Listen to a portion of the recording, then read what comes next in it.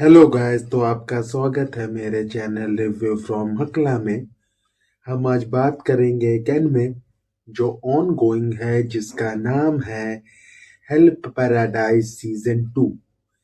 इसके स्टूडियो का नाम है माप्पा और इसके डायरेक्टर है माकिटा काओरी।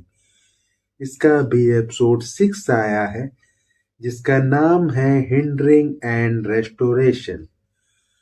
तो देर न करते हम इसकी स्टोरी पे आते हैं। इसकी स्टोरी चालू होती है कि हमारे हीरो और उसके साथियों का सामना अलग अलग टेंशन से हो गया है, और वो उसे कहते हैं कि ये सब उनका प्लान था, क्योंकि उन्हें पता था कि वो लोग आ रहे हैं, और इसलिए उन्होंने पूरे कैसल का लेआउट ही चेंज कर दिया, जिससे कि उन लोग उसे आसानी से हरा पाए। और फिर शो होता है कि गाबी मारू के पास इसका भी प्लान था। उसे पता था ये हो सकता है, तो उन सबको अब उनसे फाइट लेनी ही होगी।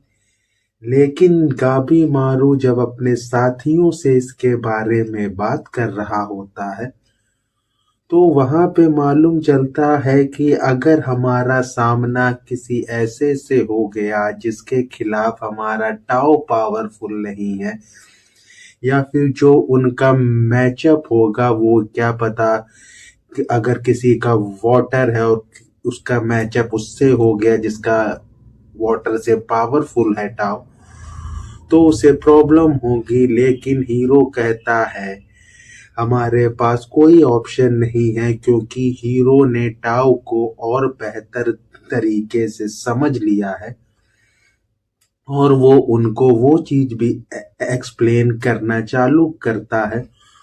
और शो होता है कि पहले जब गाबी मारू और रैन की फाइट होती है, तो गाबे मारू बहुत मार खा रहा होता है, क्योंकि रॉन की स्पीड बहुत ज्यादा है, और वहां पे युजुरिहा भी अटैक करने की कोशिश करती है, पर वो कुछ भी इफेक्टिव नहीं होता है।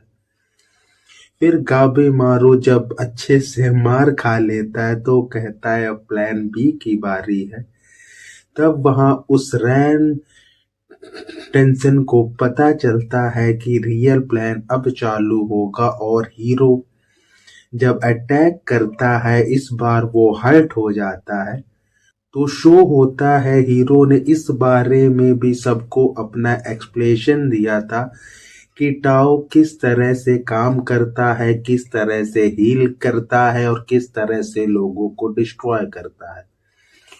और यहाँ पे ये चीज देख के रॉन बहुत इम्प्रेस होता है, और उसे ये लगता है कि हीरो इस मामले में बहुत टैलेंटेड है, जिससे हीरो को थोड़ा गुस्सा आता। कहता है यहाँ टैलेंट नहीं, यहाँ मुझे सिर्फ सरवाइव करना है।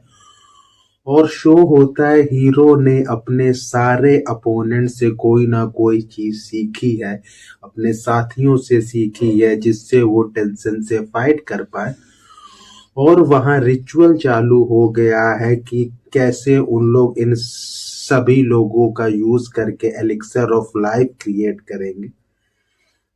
और फिर सबके बारे में शो होता है कि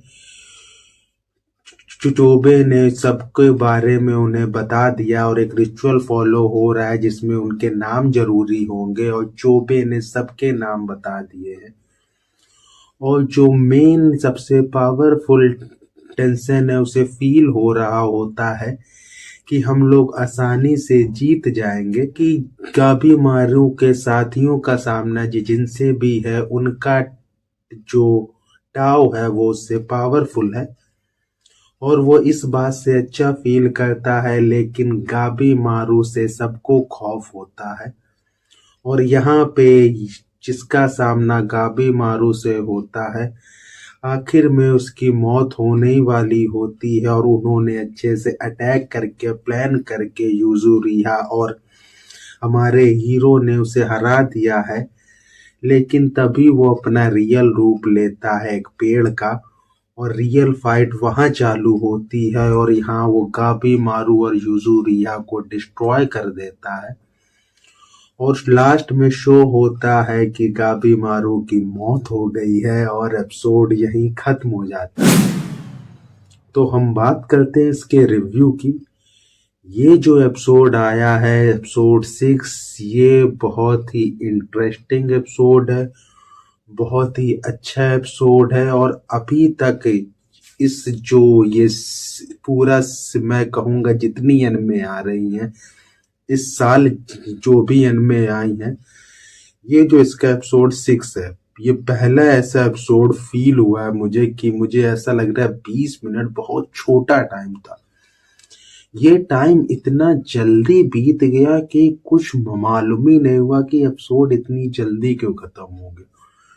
क्योंकि इस सीन को हर कोई देखना चाहता है जो इसे फॉलो कर रहा है कि अब हीरो का प्लान क्या है, क्या यहाँ मौत होगी या फाइट होगी। और जो फाइट होती, पहले लगा था कि गाबी मारू अपनी निंजा स्किल यूज करेगा या फिर जो उसने टाओ के बारे में सीखा है वो यूज करेगा, पर शुरुआत में ऐसा फील होता है कि गाबी मारू की कोई स्किल काम नहीं आ रही है।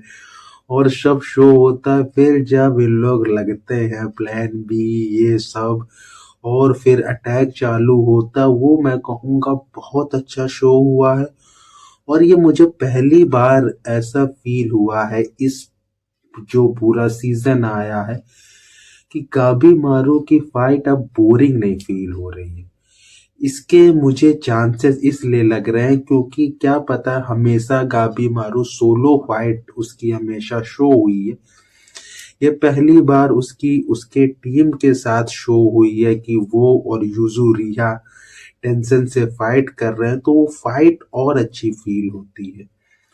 और इसमें थोड़ा रोल अच्छा शो हुआ है या ठीक ठाक शो हुआ है मे का भी। यहाँ पे उसका जो छोटा सा ही सीन है, जो उसकी फीलिंग्स है, वो भी बहुत अच्छी फील होती है।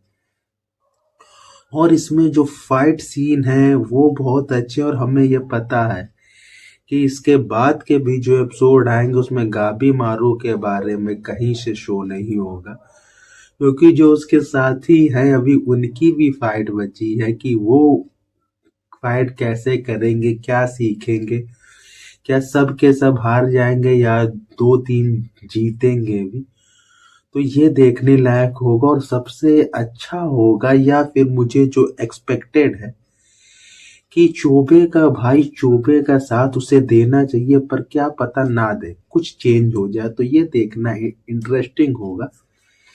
और इसमें जो एक शो हुआ है कि हीरो और जो युजुरिया है दोनों की दोनों शिनोबी हैं और वो अपनी जान दोनों सेव करना चाहते थे, पर लास्ट में वो एक दूसरे की जान सेव करने के चक्कर में मार खाते हैं। तो ये जो इन लोग ने थोड़ा दोनों का कैरेक्टर डेवलपमेंट किया है वो बहुत अच्छा है कि अब लोगों के साथ रह के उनके अंदर भी फीलिंग्स हैं, ये सब मैं कहूँगा काफी इंटरेस्टिंग है।